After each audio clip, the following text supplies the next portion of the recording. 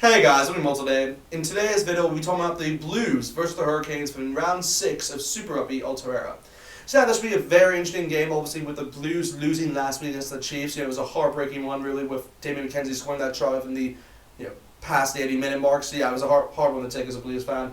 But nonetheless, obviously, they'll be looking to respond within this week's game against the Hurricanes. And yeah, that should be very interesting, obviously, with the Blues playing within Eden Park, so they will have home advantage.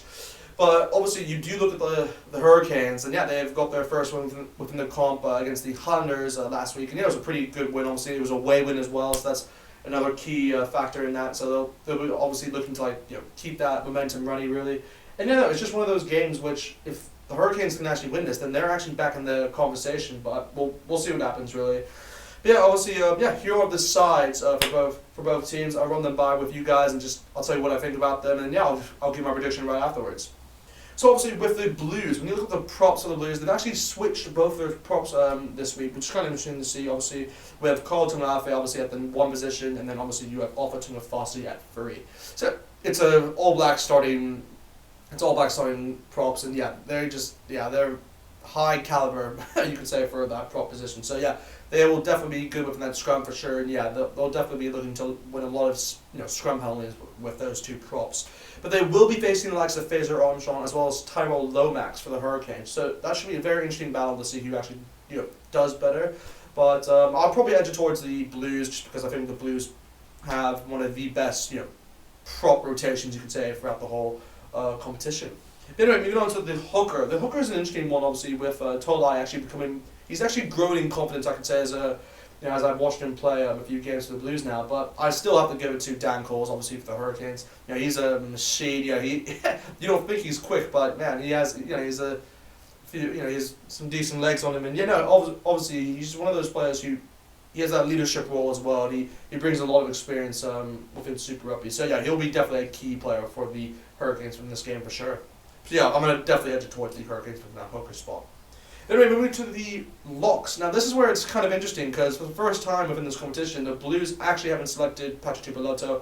Obviously, he needs a rest, so it's kind of predictable. But I'm surprised because obviously the Blues do have a rest week, a bye week next week. So maybe they just want to give him more. Maybe it's a conditioning thing. But other than that, they have gone with Gerald Tuati.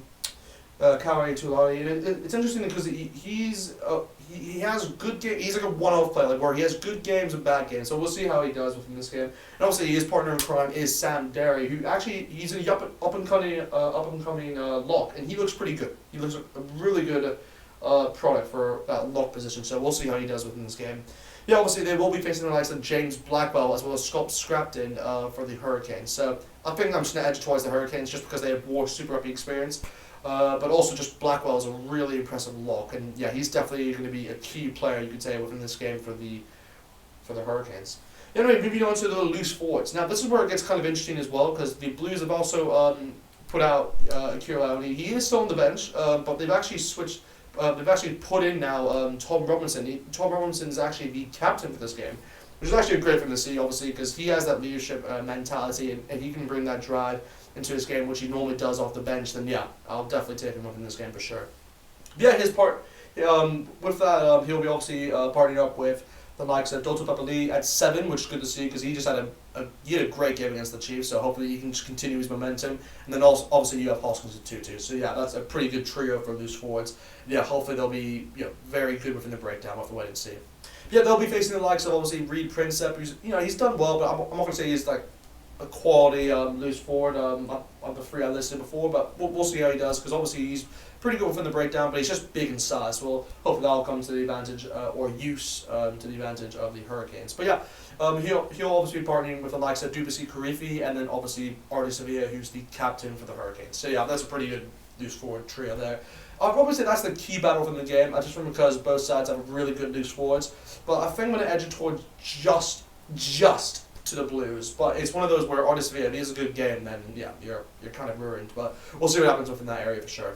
Anyway, moving on to the backs. So the backs is kind of interesting, obviously, with the 9 and 10 combination with the Blues. They've actually switched Finley Christian. They've actually gone with Sam Nock, which is kind of interesting to see because he has you could say, a bit more Super Rugby experience compared to the other guys within that position. But yeah, we'll see how he does. And obviously his partner in crime will be Aotearoa Black. Aotearoa, he's been a bit missing, I'd say, since that Hurricanes game, which they played within round 1 against them. So hopefully he can do that against the Hurricanes within this round. We'll have to wait and see. But yeah, obviously they'll be playing the likes of, I believe, they haven't switched it. It's Luke Campbell and Lagers for the Hurricanes for that 9 and 10 position. So I wouldn't say it's the best combination, but to be fair to them, they actually played pretty well against the Highlanders last week. So we'll see if they can really continue their momentum. We'll have to wait and see.